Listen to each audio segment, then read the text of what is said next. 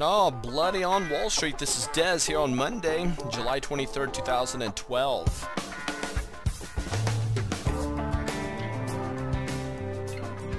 Whew. Markets were down 235 points there for a while on the Dow, bouncing back only down 100 or so points. We got a lot of news here.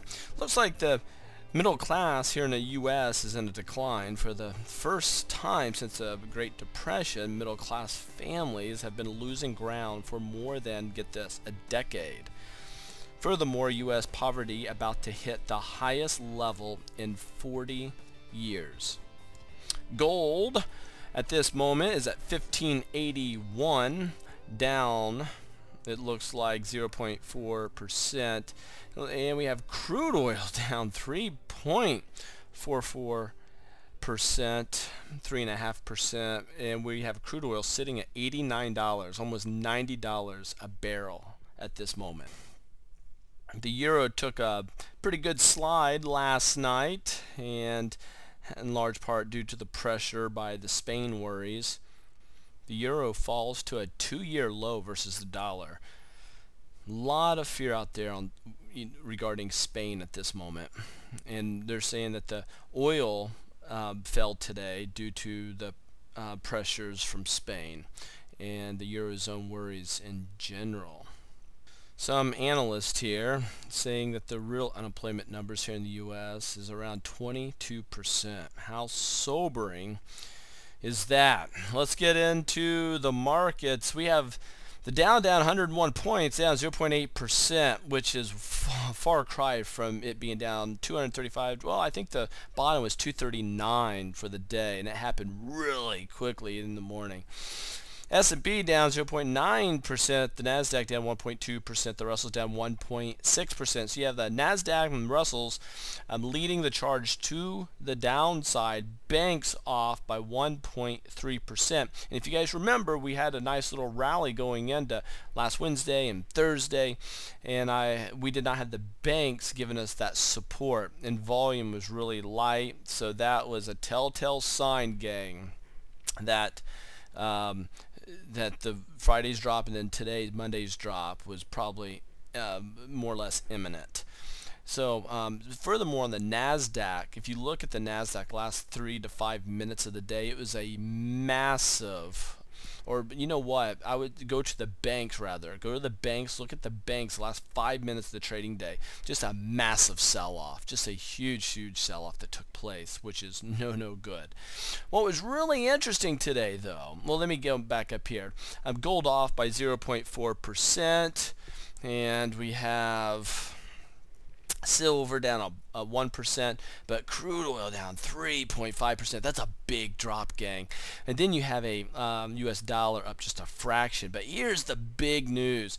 The trend, that's advancers to decliners over the volume flowing into advancers to decliners. So the volume flowing into those stocks that were rising or advancing was surpassing the volume flowing into those stocks that were declining, and we saw that all day long. So with that news, it did not surprise me at all to see the markets bounce back up. I did a shout out in our chat room that, whoa, look at the trend is bullish while we were down here at these lows, so we could not hold those lows and we came right back.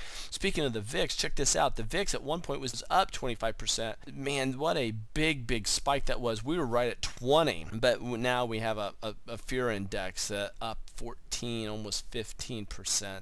But check this out. We had this rising wedge. Now, a couple things I want to share with you. We have a uptrend, higher swing highs, higher swing lows, but this swing is very telling to us because we quit hitting this trajectory. So look at this line going higher, higher. So when we started going higher here, we should have tagged that line again. We did not do that. We missed it by that amount. Because we missed it by that amount, on Friday we had that drop. We were able to draw this line, which gives us a rising wedge, which is bearish. So a rising wedge is bearish, and that should break down. Today I thought was going to be the breakdown, but the market started coming back. Isn't it interesting how we closed right at that trend line? It's not by accident, it's by drawing the correct trend lines. You have to learn how to draw those. There's an art to it. Like when I teach it in our class, it's about 2 hours worth of teaching how to draw these lines. But you have support, support, support, support, and there's our gravity spot for today. We went down, down, down, down, down, down, down, down, down, up, up, up, up, up, up, up, closed right there at a support line, which happens to be at the 20-day simple moving average also. So we are back in the confines here of a support line and an uptrend, but it's a broken uptrend because it is a rising wedge now. So we have this huge ginormous trend line coming down. When you bust that, now remember the triangle we were talking about, we were staying in this choppy triangle. If you leave this, that should be a confirmed breakout. We didn't see that. We didn't see it on the volume. We didn't see it on the bank supporting that. And you had the small caps Russells lagging the markets. And then all of a sudden, as it should, it dropped. This is called a hook, where you leave the triangle. That's this dark line right here. You leave it and you come back down. That's a hook. So that hook that we get at the apex of a triangle can be very devastating. This is a bearish hook because it leaves the triangle but immediately comes back in. If we go below this trend line tomorrow and we cannot get back within this apex, this little triangle, it's not a lot of room left, then we should get a bloody rest of the week. So there you have it. Let me show you something on the weekly chart. Now this is, every bar is a week, and today is obviously just one day of the week.